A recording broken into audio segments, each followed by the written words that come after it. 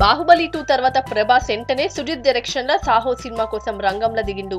ఇప్పటికే టీజర్ తో అట్రాక్ట్ చేసిన ఈ మూవీ మేకర్స్ ఇప్పుడు ఈ సినిమాను కూడా బాహుబలి రేంజ్ లో నేషనల్ వైడ్ గా మార్కెట్ చేయాలనే ప్లాన్ ఉన్నారు.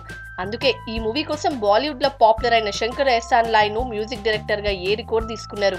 దాంతో పాటు ఇతర ఆర్టిస్టులను కూడా నేషనల్ వైడ్ గా పాపులర్ అయిన వాళ్ళని తీసుకోవాలని చూస్తున్నారు. ముఖ్యంగా హీరోయిన్ విషయంలో సాహో టీం వెనక్కి తగ్గే ముచ్చటే లేదంటున్నారు.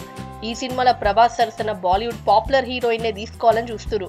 3 భాషలల్లో 150 కోట్ల భారీ బడ్జెట్ తో తెరకెక్కే సినిమా కాబట్టి అన్ని ఇండస్ట్రీలల్లో పాపులర్ అయిన భామనే ఈ మూవీలో కథానాయికగా తీసుకోవాలని చూస్తున్నారు. అది కూడా ప్రభాస్ సరసన ఇప్పటి వరకు నటించని హీరోయిన్ కోసం వెతుకుతున్నారు.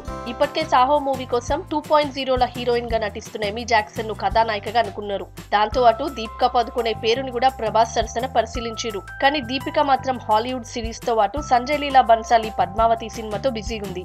మరోవైపు ప్రభాస్ సరసన నటించే హీరోయిన్లల్లా కత్రినా కైఫ్ పేరు కూడా వినబడుతుంది.